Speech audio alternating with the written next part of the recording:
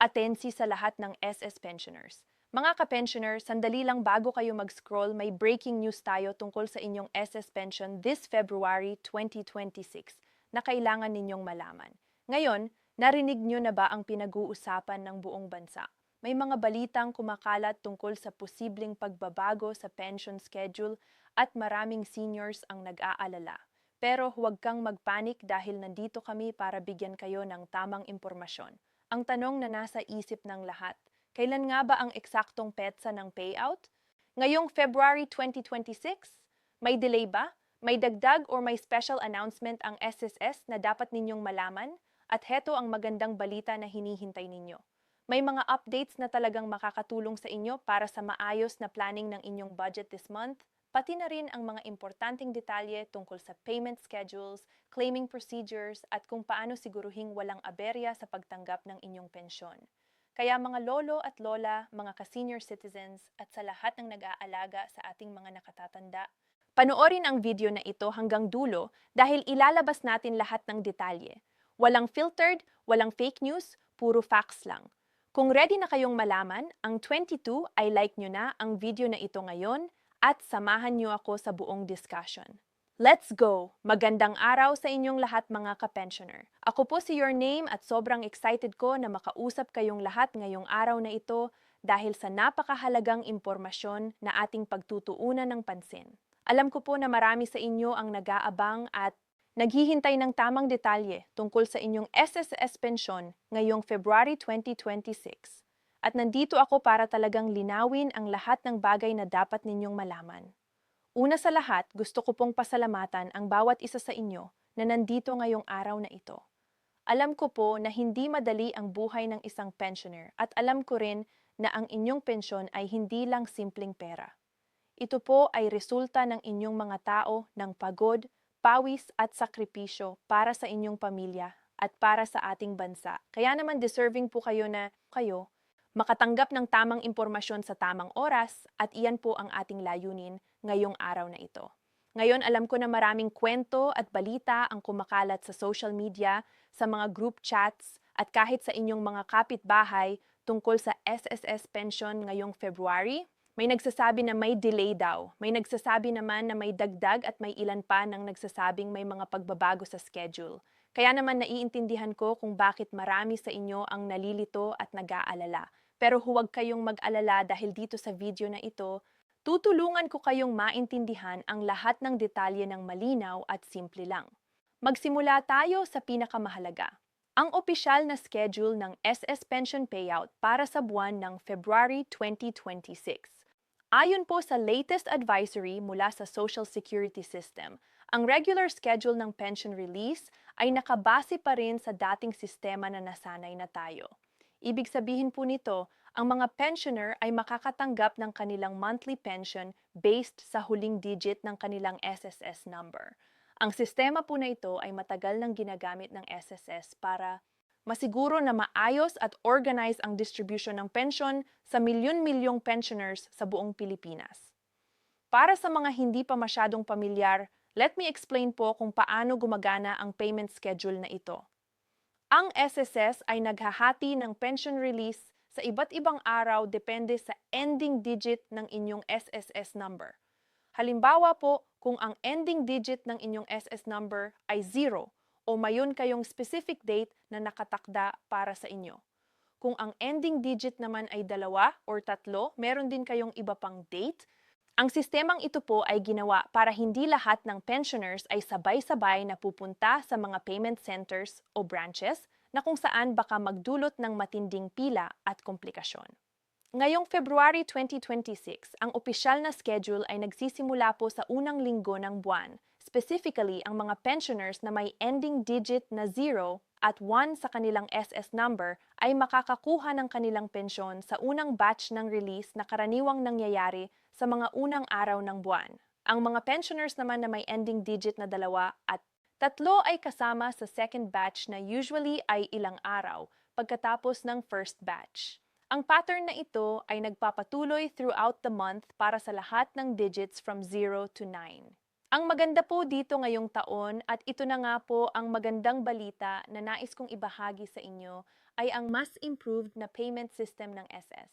Marami po sa inyo ang nakakaranas noon ng delays, especially during holiday seasons o kapag may mga technical issues sa banking system. Pero ngayong 2026, ang SSS ay nagtrabaho ng husto para mapabuti pa ang kanilang payment infrastructure. Nag-invest po sila sa mas advanced na technology at nakipagtulungan sa mas maraming banking partners para masiguro na ang inyong pensyon ay matatanggap ninyo on time at walang hassle. Isa pang importanteng development na dapat ninyong malaman ay ang expansion ng payment channels para sa pensyon. Dati po karamihan sa mga pensioner ay umaasa lang sa traditional banks, SSS branches mismo para makuha ang kanilang pensyon.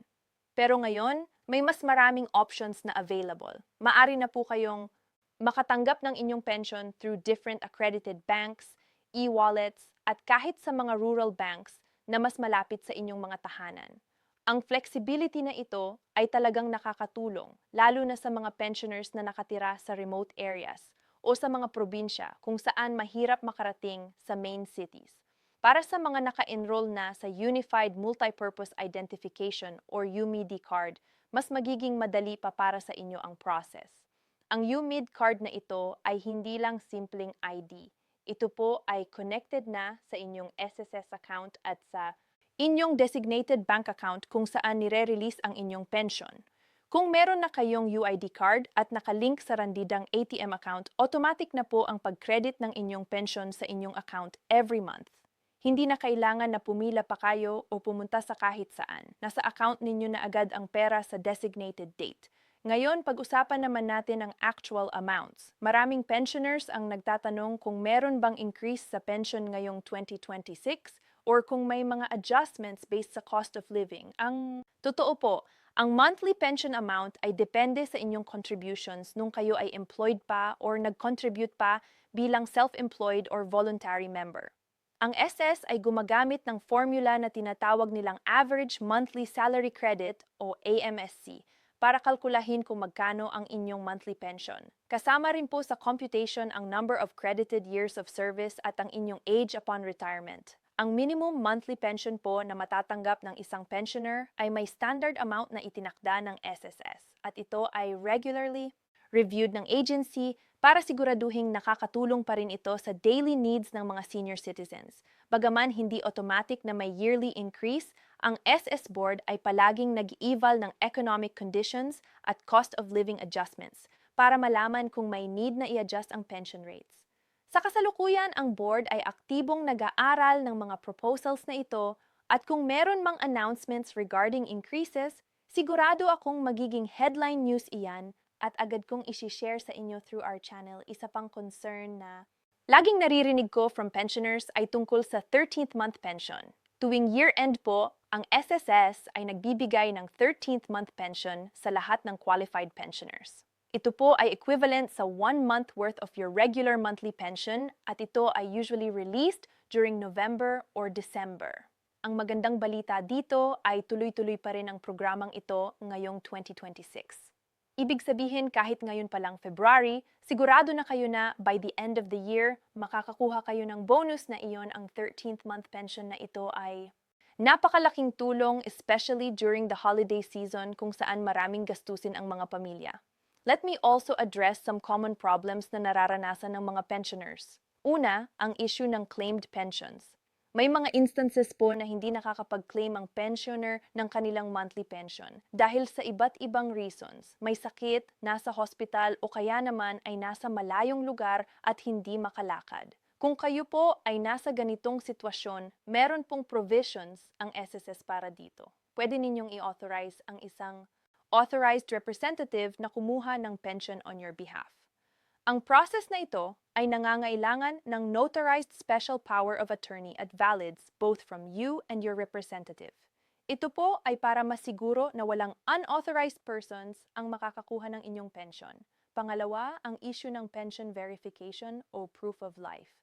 Bawat taon po, ang SSS ay nag-require ng pension verification para masiguro na ang pensioner ay buhay pa at qualified pa rin to receive the benefits. Ang process na ito ay maaaring gawin online na through the My SSS portal o pwede rin personally sa mga SSS branches.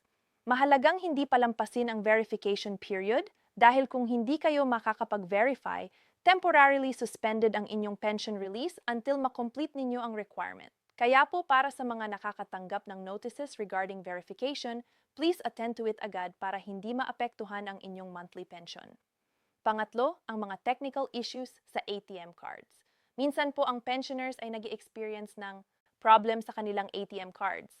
Expired na, lost o kaya naman damaged. Kung nangyari ito sa inyo, agad kayong pumunta sa inyong designated bank para mag-report at mag-request ng replacement card. Karamihan sa banks ay may quick replacement services na para sa senior citizens. Habang hinihintay ang new card, pwede kayong mag-request ng over-counter withdrawal through proper documentation. Hindi kayo dapat mag-alala na mawawala ang inyong pensyon dahil nakastore naman yun sa inyong account. Ang card lang ang kailangan i-replace. Ngayon, pag-usapan natin ang mga bagong services at improvements na ino-offer ng SS para sa pensioners. Ang SS ay actively working sa digitalization ng kanilang services. Ang My SSS portal at mobile app ay continuously being updated para mas user-friendly para sa seniors. Through these digital platforms, pwede ninyong i-check ang inyong pension details, contribution history, at kahit mag-submit ng documents online. Alam ko po na maraming seniors ang hindi masyadong tech-savvy, pero ang maganda dito ang SS ay nag-conduct din ng training sessions at tutorials para turuan ng pensioners kung paano gamitin ang online services. May mga video guides din po sa SSS website na step-by-step ang instructions. Kung talagang hindi kayo komportable sa technology, walang problema dahil ang traditional services ay available pa rin. Pwede pa rin kayong pumunta personally sa SS branches kung saan may customer service representatives na handang tumulong sa inyo. Ang importante lang ay magdala kayo ng valid IDs at kung anumang documents na relevant sa inyong concern. Para makaiwas sa mahabang pila, i-recommend ko po na pumunta kayo ng maaga sa umaga o kaya naman during midweek days na hindi masyadong busy. Sa mga pensioners na may additional concerns tulad ng change of address, updating of beneficiaries o kaya naman questions about survivorship benefits, lahat po ng yan ay pwedeng i-address sa SSS. Halimbawa, kung nag-move kayo ng bahay at nagbago ang inyong permanent address, mahalagang i-update ninyo ito sa records ng SSS. Ang updated information ay importante para sa delivery ng notices, communication regarding your pension, at para sa verification purposes. Ang process ng updating ay simple lang. Fill out lang ng form at submit ng proof of new address tulad ng barangay certificate or utility bills. Regarding survivorship benefits, ito po ay applicable sa mga qualified survivors ng deceased pensioner. Kung ang isang pensioner ay pumanaw, ang kanyang legal dependents tulad ng spouse or unmarried children ay pwedeng mag-apply for survivorship pension. Ang benefit na ito ay isang form ng proteksyon na binibigay ng SSS para masiguro na ang pamilya ng pensioner ay may financial support kahit na wala na ang breadwinner. Ang process ng application ay nangangailangan ng death certificate, proof of relationship, at iba pang supporting documents. Mahalagang gawin ito agad para hindi maantala ang benefits. Marami rin pong nagtatanong tungkol sa possibility ng continuing to work kahit pensioner na. Ang sagot po dito ay yes. Pwede pa ring magtrabaho ang pensioner. However, kung kayo ay magtatrabaho ulit as an employee at required na mag-contribute sa SS, ang inyong pension ay temporarily suspended habang kayo ay employed. Pero ang good news, ang additional contributions ninyo during this period ay dadagdag sa inyong total credited service. Which means, pwede pang tumaas ang inyong pension amount once na huminto kayo ulit sa pagtatrabaho. Ang arrangement na ito ay benefit both ways. Kumikita kayo ng income from work at the same time, nag-i-increase pa ang future pension ninyo. Para sa mga voluntary members na nag-decide na mag-retire at mag-claim ng pension, mahalagang maintindihan ang requirements. Dapat ay umabot kayo sa retirement age na 60 years old at dapat ay may at least 120 monthly contributions. Kung hindi ninyo pa naaabot ang 120 contributions pero gusto na ninyong mag-retire, pwede kayong mag-continue ng voluntary contributions until makumpleto ninyo ang required number. Ang patience at planning dito ay important para masiguro na makakakuha kayo ng pension benefits in the future. Isa pang important reminder para sa lahat ng pensioners ay ang awareness about scams at fraudulent activities. Unfortunately, may mga unscrupulous individuals na nag-take advantage sa mga seniors through different scam schemes. May mga tumatawag kunwari na SSS representatives asking for personal information or money, may mga nag-aalok ng fake loan programs o kaya naman ay may mga fake websites na nangongolekta ng sensitive data. Please remember na ang legitimate SSS ay hindi kailanman hihingi ng pera through phone calls or text messages. Hindi rin nila hihilingin ang inyong complete SSS number, ATM PIN, o bank account details through unsecured channels. Kung may nag-approach sa inyo na suspicious, immediately report it to the SSS or to proper authorities. Speaking of loans, ang SSS ay may available loan programs din para sa pensioners.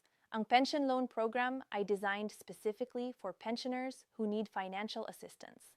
Ang amount ay based sa monthly pension amount ninyo at ang repayment ay pwedeng deducted monthly from your pension. Ang interest rates ay usually mas mababa compared sa commercial loans, making it a good option kung kailangan ninyo ng emergency funds. However, wise spending at careful planning pa rin ang recommended para hindi kayo maburdened ng debt, especially during retirement years. Ang health key benefits ay isa ring aspeto na dapat ninyong hindi kalimutan. As a pensioner, automatically enrolled kayo sa PhilHealth kung contributing member kayo noon. Ang PhilHealth coverage nakakatulong sa hospitalization expenses, outpatient procedures at iba pang medical needs. Apart from Health, eligible din kayo for various senior citizen benefits mandated by law tulad ng 20% discount sa medicines, priority lanes, sa hospitals at clinics, at iba pang privileges. Ang combination ng SS pension at senior citizen benefits ay talagang nakakatulong para mas komportable ang retirement life. Ngayong tinalakay na natin ang major points tungkol sa February 2026 pension schedule at general information about SS pensions. Gusto ko ring i-emphasize ang importance ng financial literacy para sa retires. Retirement ay hindi end ng financial responsibility. In fact, it requires even more careful planning dahil fixed na lang ang income source ninyo. I encourage po kayong lahat na magsulat ng budget plan. I-track ang monthly expenses at mag-set aside ng emergency fund kung possible. Ang simple financial habits na ito ay malaking tulong para mas peaceful at stress-free ang inyong retirement years. Mga ka-pensioner, gusto ko ring paalalahanan kayo na ang SSS ay para sa inyo. Ito ay benefit na pinagtrabahuhan ninyo through years of contributions. Kaya huwag kayong mahiyang mag-inquire, magtanong o kaya naman ay mag-demand ng better service kung deserving naman talaga kayo. Ang karapatan ninyo bilang pensioner ay protected by law at obligasyon ng SS na magbigay ng mabuti at mabilis na serbisyo sa inyo. Kung meron kayong complaints or concerns, pwede kayong mag-file ng formal complaint sa SSS itself, sa Civil Service Commission, o kaya naman sa Office of the Ombudsman kung warranted. Sa pagtatapos ng video na ito, umaasa ako na mas malinaw na sa inyo ang lahat ng detalye tungkol sa inyong SS pension ngayong February 2026. Ang mga impormasyon na ibinahagi ko ay based sa latest advisories at official announcements from SSS. Para sa further updates at detailed information, I highly recommend na regular kayong mag-check ng SSS official website, mag-follow ng kanilang official social media pages, o kaya naman directly contact their hotline para sa specific concerns. Huwag din kayong magatubiling mag-subscribe sa channel na ito dahil regular akong nag-upload ng videos tungkol sa SS updates, pension news, senior citizen benefits, at iba pang relevant information para sa ating mga retirees. Ang goal ko ay maging reliable source kayo ng accurate information para hindi kayo madaling maloko ng fake news or misinformation. Together, we can navigate the complexities of retirement benefits at masiguro na nakukuha ninyo lahat ng benefits na deserve ninyo. Maraming salamat po sa inyong lahat sa panonood hanggang dulo ng video na ito. I really appreciate your time and attention. Kung nakatulong sa inyo ang video, please don't forget to hit that like button. Share this video sa inyong mga kaibigan na pensioners din at mag-leave ng comments kung may tanong kayo o may gusto kayong isuggest na topics for future videos. Nandito lang ako para sa inyo at sama-sama nating tiyakin na ang inyong golden years ay truly golden. Hanggang sa muli. Ingat po tayong lahat at God bless. So,